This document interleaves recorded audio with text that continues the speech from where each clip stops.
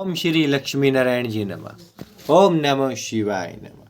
पहला स्कंद 17वां अध्याय। कलयुग का बैल रूपी धर्म व गो रूपी पृथ्वी के पास आना। कलयुग व राजा परीक्षित से बातचीत होना। परीक्षित का कलयुग के रहने के वास्ते स्थान बतलाना। सूत जी ने शौनकादि ऋषिवरों से कहा कि उसी से मैं रथ पर सवार वह शूद्र बहुत सी सेना साथ लिए राजाओं का वेश बनाए, काले कपड़े और मुकुट पहने, सोंटा हाथ में बांधे, गाय और बैल के पास आकर रथ से उतर पड़ा और बैल व गाय को पैर से ठोकर मारकर धमकाने लगा। उसका रूप देखकर वे दोनों ऐसे डर गए कि गाय आंखों से आंसू बहाने लगी और बैल ने मल व मूत्र कर दिया। जब ऐसा धर्म राजा परीक्षित से नहीं देखा गया तब राजा ने बाण निकालकर धनुष पर चढ़ाया और बड़ा क्रोध करके कलयुग से कहा, मैं सातों द्वीपों का राजा हूँ। तू किस देश का राजा है जो हमारे राज्य में राजाओं का वेश बनाकर मेरी प्रजा को दुख देता है? राजाओं का यह धर्म नहीं है कि वह किसी को दुख दे। श्री कृष्ण जी महाराज त्रिलोकीनाथ मृत्यु लेख से अंतर्ध्यान हुए और हमारे दादा गांडीव धनुष धारण करने वाले अर्जुन वैकुंठ को गए। इसलिए तू पृथ्वी को बिना राजा के समझकर गाय और बैल को ऐसा दुख देता है। अधर्म करना छोड़ दे, नहीं तो अभी तुझको मार डालता हूँ। कलयुग यह बात सुनते ही राजा के डर से चुपचाप खड़ा हो गया। तब राजा ने बैल से पूछा कि तुम कौन हो और तुम्हारे तीन पैर किसने तोड़े?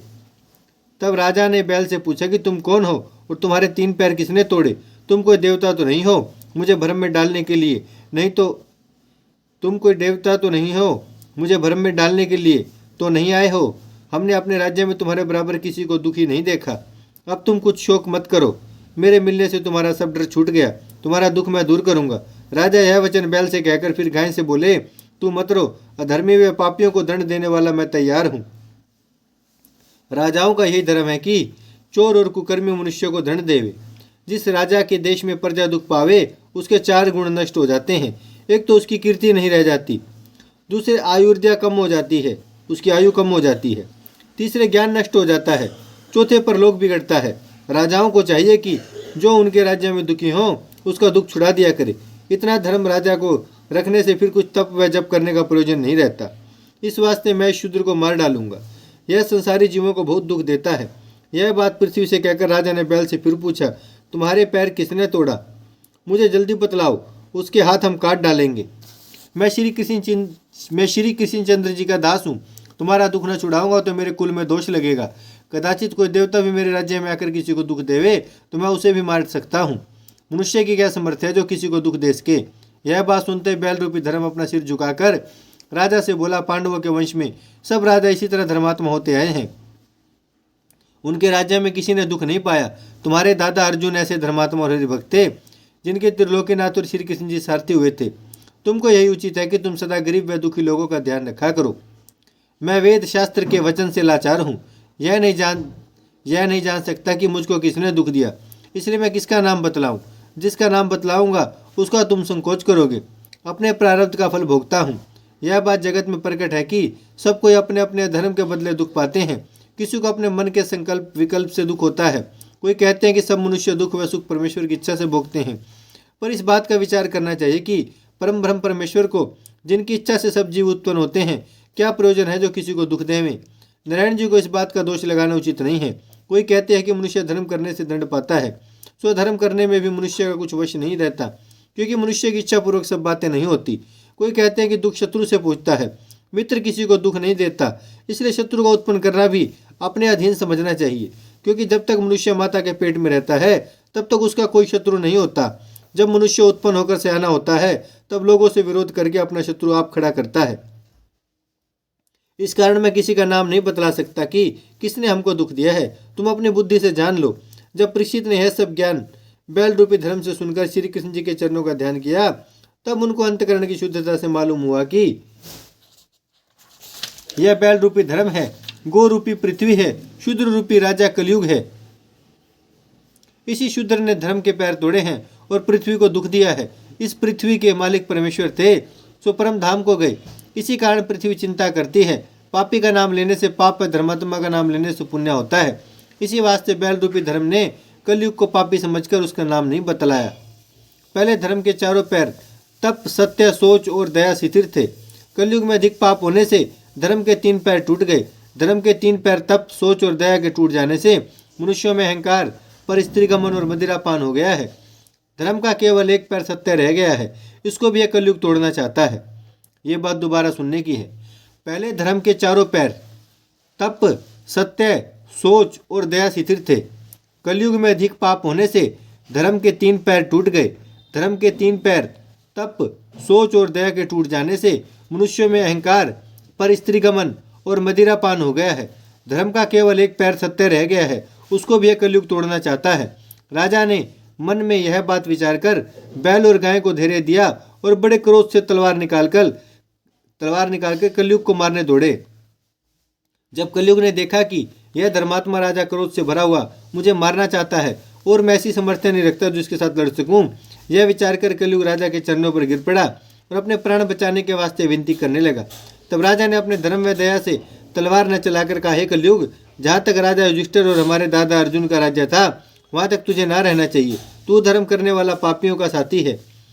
जिस राजा के देश में रहेगा उस राजा का मन धर्म करने में लगेगा। तुझ में लालच, अहंकार, झूठ, कपट और झगड़ा, काम और मोह भरा हुआ है।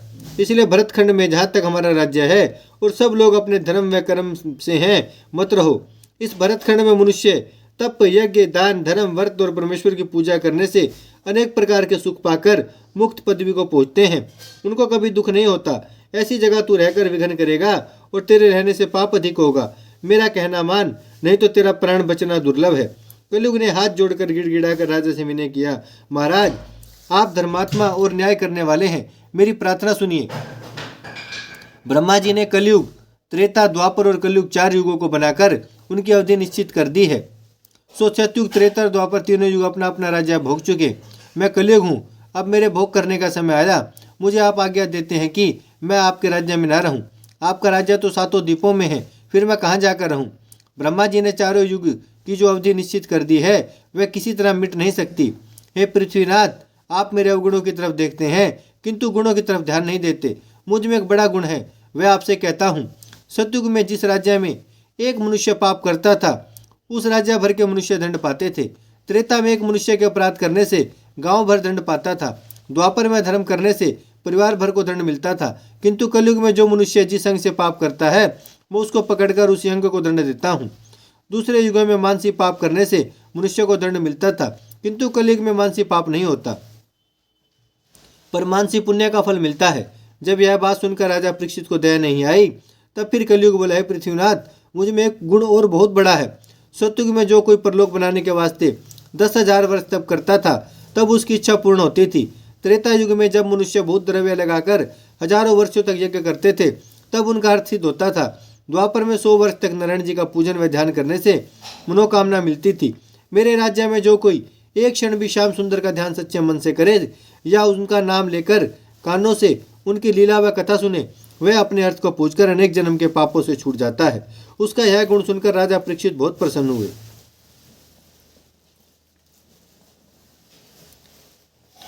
तब फिर कलयुग बोला, ये बात दोबारा सुनने की है ध्यान से। तब फिर कलयुग बोला, हे पृथ्वीनाथ, मुझ में एक गुण और बहुत बड़ा है। सतयुग में जो कोई परलोक बनाने के वास्ते 10,000 वर्ष तप करता था तब उसकी इच्छा पूर्ण होती थी।